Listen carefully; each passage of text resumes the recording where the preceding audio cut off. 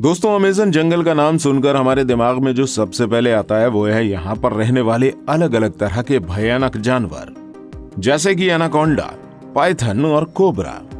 लोगों का तो यहाँ तक मानना है कि इस अमेज़न जंगल में आज भी डायनासोर रहते हैं। और ऐसा कहा जाना एक तरह से बिल्कुल सही भी है, क्योंकि अमेज़न जंगल इतना घना है कि अभी तक इसका सिर्फ 25% भाग ही देखा जा सका है, और बाकी के 75% हिस्से में क्या कुछ ये जंगल हम मनुष्यों से छुपाए बैठा है, अभी तक साइंटिस्ट भी जान नहीं पाए हैं। इस जंगल की विशालता का अंदाजा आप इस बात से लगा सकते हैं कि हर तीसरे दिन इस जंगल में एक नई खोज निकलकर सामने आती है। तो आज हम आपको इस वीडियो में अमेज़न जंगल के बारे में कुछ खास चीजें तो बताएंगे, साथ ही हम आपको ये भी बताएंगे कि इस जंगल का निर्माण कैसे हुआ था। तो वीडियो के अंत तक जरूर बने रहिएगा और वीडियो को एक लाइक जरूर कर दीजिएगा। दोस्तों, इस बात में कोई भी शक नहीं है कि दुनिया में सबसे ज्यादा सुंदर और विचित्र प्रकार के जीव जंतु अमेज़न के जंगलों में ही पाए जाते हैं। इस जंगल के अंदर आकर ऐसा महसूस होता है जैसे हम किसी अलग ही दुनिया में आ गए हों। इस समय धरती का सबसे ज्यादा घना जंगल अमेज़न ही है। इस जंगल में पाए जाने वाले एनाकोंडा बाकी देशों की तुलना में काफी ज्यादा बड़े होते हैं। इसके अलावा इस जंगल में प्राचीन वक्त के भयानक सांपों को देखे जाने का भी दावा किया जाता है, क्योंकि इस जंगल का क्लाइमेट बिल्कुल वैसा है जैसे कई लाख साल पहले धरती का हुआ करता था।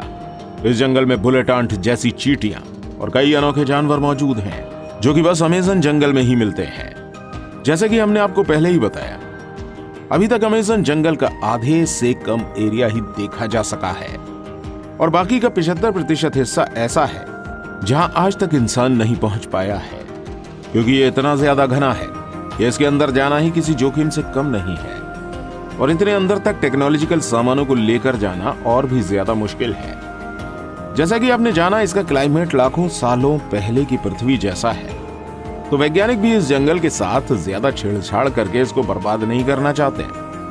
अमेज़न जंगल के अंदर जानवरों के अलावा आदिवासियों की कई प्रजातियां भी निवास करती हैं, और इस जंगल के अंदर कई प्रजाति तो ऐसी भी हैं जिनके बारे में हमें अभी तक कुछ भी नहीं पता है।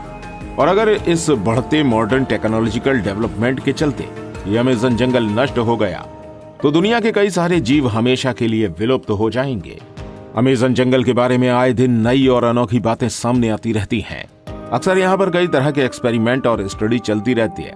जैसे कि अभी कुछ साल पहले, साल 2017 में लीड्स यूनिवर्सिटी ने एक रिसर्च में पाया कि अमेज़न जंगल जितनी कार्बन डाइऑक्साइड ग्रहण करता है उतनी और कहीं नहीं जाती है। इसके चलते यहाँ पर कार्बन एम्बिशन बहुत कम है, और यही कारण है कि यहाँ का वातावरण इतना अच्छा है।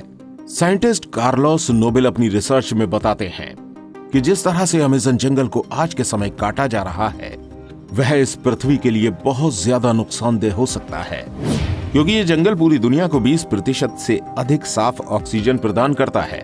अमेज़न जंगल का क्षेत्रफल इतना बड़ा है कि ये 9 देशों की सीमाओं को छूता है, जिसमें से 60% ब्राजील, 13% पेरू, 10% कोलंबिया और बाकी का हिस्सा गुयाना, एक्वाडोर, वेनेजुएला, बोलीविया, सूरीनामा और फ्रेंच गुयाना तक फैला है। आप एक बात जानकर शॉकिंग होंगे कि जितने जानवर इस पूरी पृथ्वी में देखे जाते हैं उसके 1/3 जानवर अकेले अमेज़न जंगल में देखे जा सकते हैं।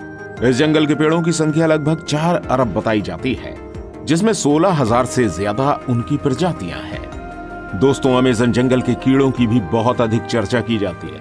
कहा जाता है कि यहाँ जितनी तरह के कीड़े और जीव जंतु मिलते हैं उनमें से कुछ ही फीसदी के बारे में साइंटिस्ट अभी तक पता लगा पाए हैं। यहाँ पर पाई जाने वाली बुलेट चींटियां कोई साधारण चींटियों जैसी नहीं है। कहा जाता है अगर ये किसी इंसान को डंक मार दें तो बंदूक की गोली लगने जैसा महसूस होता है। देखने में भले ही ये नॉर्मल चींटियों की तरह छोटी ही है, लेकिन इनके डंक में बहुत ही खतरनाक जहर पाया जाता है। चींटियों के बाद यहाँ पर मकड़ियों की भी चर्चा बहुत अधिक होती है, क्योंकि यहाँ पर मकड़ियों की 3000 से ज्यादा प्रजातियां पाई जाती हैं, जिनमें से ज्यादातर खतरनाक और जहरीली ही होती हैं। इस जंगल की टेरेंटोला मकड़ी को सबसे ज्यादा खतरनाक बताया जाता है। कहा जाता है ये मकड़ी अपने बालों को खतरनाक वेपन्स की तरह उपयोग करती है। अगर गलती से ये किसी इंसान की आंख में लग जाए तो बुरी तरह से घायल कर देती है। अब इतने कमाल के और छोटे जानवर बस यहीं देखने को मिलते हैं। तो ये तो हो गई इस जंगल के बारे में कुछ खास बातें, लेकिन इन सब से जो बेहद खास है वो ये है कि ये जंगल बना कैसे। ये जानकर आप जरूर चौंक जाएंगे, क्योंकि आप कह सकते हो कि अमेज़न जंगल जिस तरीके से बना है उसने लगभग आधी पृथ्वी को बर्बाद कर दिया है। अभी हाल ही में कुछ स्टडी से पता चला है कि डायनासोर जैसे बड़े जीवों को मारने वाला एस्टेरॉयड एक नए नियोड ट्रॉपिकल जंगल के निर्माण के लिए जिम्मेदार है। इन ट्रॉपिकल जंगलों का निर्माण एक एस्टेरॉयड के कारण हुआ, जो आज से लगभग 65 मिलियन साल पहले पृथ्वी से टकराया था, और इसके बाद क्रिटेशियस मास एक्सटिंक्शन हुआ था, जिसने धरती के पूरे रुख को ही बदल दिया। इस दौरान पृथ्वी पर राज करने वाले 25 किलो के वजन से अधिक लगभग 75% जीवों की प्रजातियां पूरी तरह से विलुप्त हो गईं। ये मास एक्सटिंक्शन मुख्यतः 2 कारणों से हुआ, जिसने डायनासोर जैसे भयानक जानवरों का नामो निशानी मिटा दिया। सबसे पहले लगभग 65 मिलियन साल पहले 10 किलोमीटर साइज जितना विशाल एस्टेरॉयड हमारी धरती से आ टकराया, और इस एस्टेरॉयड के पृथ्वी से टकराने के कुछ ही टाइम बाद कई किलोमीटर दूर तक आग का गोला फैल गया।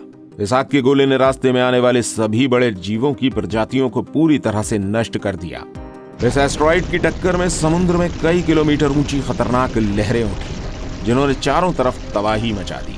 इस टक्कर के कारण निकली धूल कुछ ही वक्त में पूरे आसमान में फैल गई, जिसकी वजह से हमारी धरती का वायुमंडल काफी वक्त के लिए धूल और गैस से ढका रहा, जिसके कारण सूरज से आने वाली प्रकाश की किरणें धरती की सतह पर नहीं पहुंची, जिसकी वजह से धरती का तापमान कई डिग्री सेल्सियस तक गिर गया।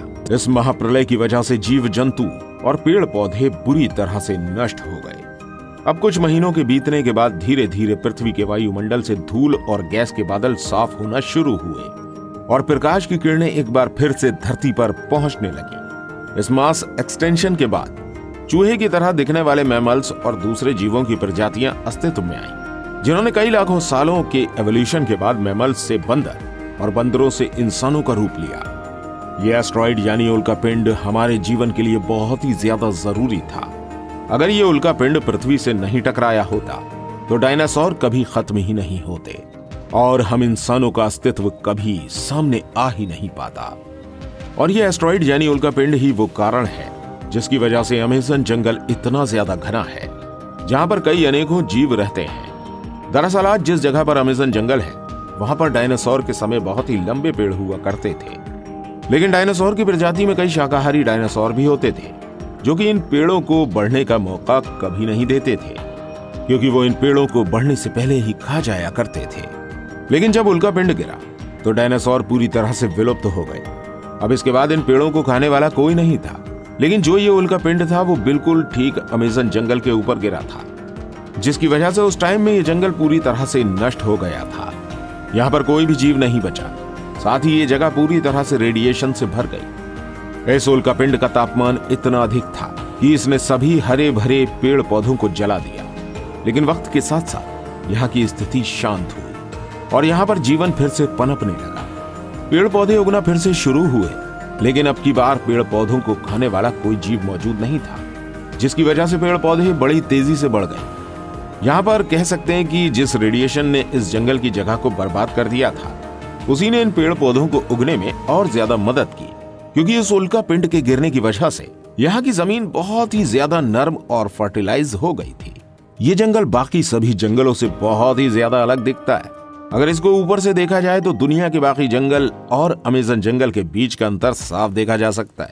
अमेज़न रेन फॉरेस्ट के अंदर बहुत सी ऐसी अजीब तरह की वनस्पतियां और पेड़ मौजूद हैं, जो पूरी दुनिया में और कहीं देखने को नहीं मिलते हैं। इसके अलावा अमेज़न जंगल की बहुत ही ज्यादा गहराई में क्या है, यह अभी तक कोई नहीं जानता है, क्योंकि किसी ने इसको पूरी तरह से देखा ही नहीं है। हो सकता है उल्कापिंड से गिरने की वजह से इस जंगल के अंदर एक अलग ही दुनिया बन गई हो। यहाँ पर पेड़ पौधे बाकी किसी भी जंगल से बहुत ही ज्यादा घने हैं, और ये भी कहीं ना कहीं उस उल्कापिंड से ही जुड़े हैं। आपको एक बात शायद पता होगी कि जब भी कोई वोल्केनो फूटता है तो उसके आसपास की सारी जगह लावा की वजह से बर्बाद हो जाती है, लेकिन यही लावा कुछ सालों बाद नए जीवन की शुरुआत करता है। ये प्रकृति का नियम है, इसलिए तो कहते हैं किसी चीज का अंत किसी के लिए आरंभ होता है।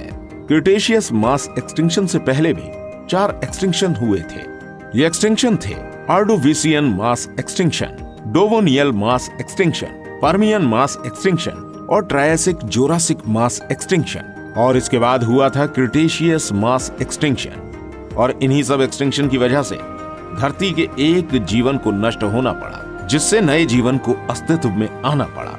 वैसे ही एक वक्त आएगा जब इस धरती से हम मानवों का नामो निशान मिट जाएगा। इसके बाद दूसरा जीवन आएगा और वो होगा छठा मास एक्सटिंक्शन। और देखा जाए तो हम इंसान इतनी तेजी से एक्सटिंक्शन की तरफ बढ़ रहे हैं क्योंकि जिस तरह से हम पृथ्वी को प्रदूषित कर रहे हैं और धरती से जंगलों को साफ कर रहे हैं, उस हिसाब से ये एक्सटिंक्शन कभी भी हो सकता है।